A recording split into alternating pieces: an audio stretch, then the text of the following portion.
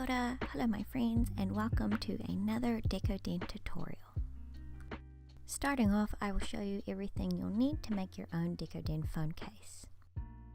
I'm using bathroom silicone for my Decoden as always. This one here is a translucent kind.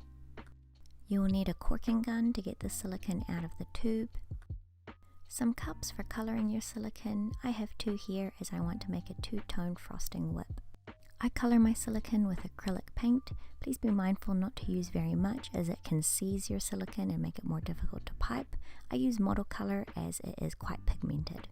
You'll need something to mix the coloring into your silicone. I use these metal knives so I'm able to reuse them for every case I make. I use a disposable piping bag and also a star tip nozzle to create that frosting kind of effect with the silicone. You'll need some resin pieces or things to decorate your case with. These are some that I've made myself. I also have these super mini roses that I just bought off AliExpress. A phone case to match your phone. This one here is hard plastic, which seems to be recommended by most people. To start with, I'm going to add some scratches to my phone case. I'm doing this so there's something a little bit extra for the silicone to grip onto. And here you can see the amount of scratches I've added to my case. Now we will start preparing our silicone. So I'm going to divide it into two halves, the first one being the color that I want at the top of my phone case, and that is the color pink. You can see I'm adding a small amount of the coloring at a time, as you can always add more, but you can't really take it out. Do be mindful not to over mix it though, as it will start to set on you, and also you're incorporating a lot of air bubbles, which can be a pain when you're trying to pipe the product. I'm now adding the silicone to my piping bag, so the color you add in first is going to be the color at the top of your phone case. Next, I'm going to make the color purple, so I have my purple, but then I also add a little pink because I like the color it makes when I add this pink here. It brightens it up a good amount. I'm now adding that purple silicone to my piping bag, not that you can see it, sorry, but just straight on top of the pink. And now we are ready to get piping. So first I'm going to get some blue tack to secure my case to the table, just so it doesn't move around on me.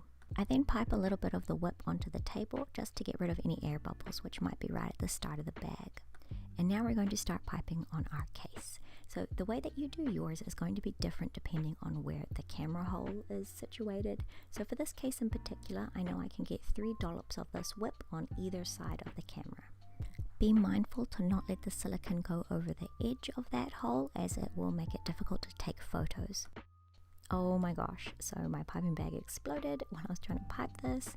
Now this was a bit of a disaster because you're really on a time limit when you're trying to do this because your bathroom silicone is starting to set. Luckily I had another piping bag that I was able to kind of shove this piping bag into, as you can kind of see here, but unfortunately I lost most of my pink silicone in this process. So you can see I'm zooming along and unfortunately it's already changed to my purple silicone. So it's a little bit earlier than I would have appreciated on this case, but it is what it is, you know, you just got to keep rolling with it. And so you can see, since I do have like another piping bag on top of that piping bag, I'm still having some of the silicone leak through the front, and so I'm kind of like scraping that away with a toothpick so it doesn't smudge up, you know, my lovely case.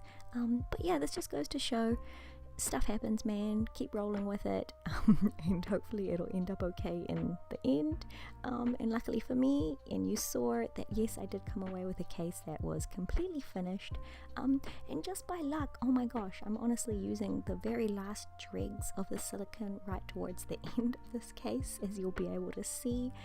So yeah, I was really grateful that I just had enough to finish this off.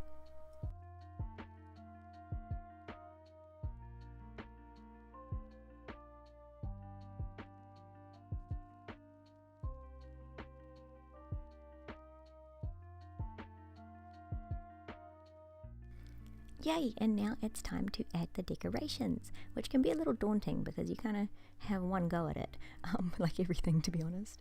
But yes, okay, so you can see me going ahead and adding all of my decorations on. I have pre-designed this case, as you can kind of see a photo of it in the corner, so you definitely want to go in with a game plan so you know what's happening.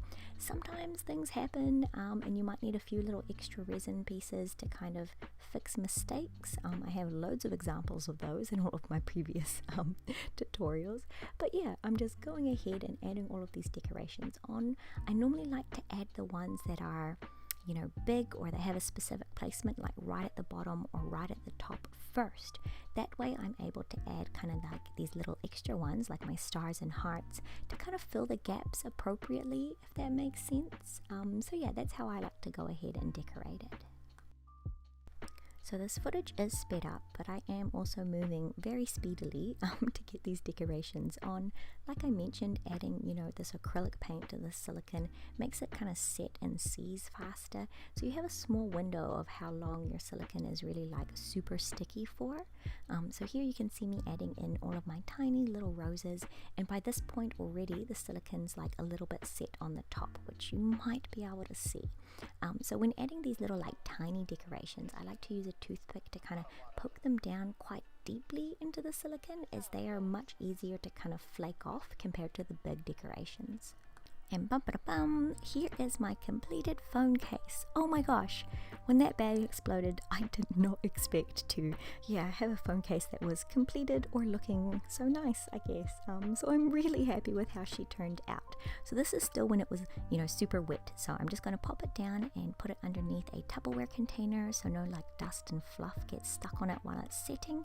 And I like to let it set for a minimum of 24 hours, maybe 48 is even better, just to ensure that it's totally good to go.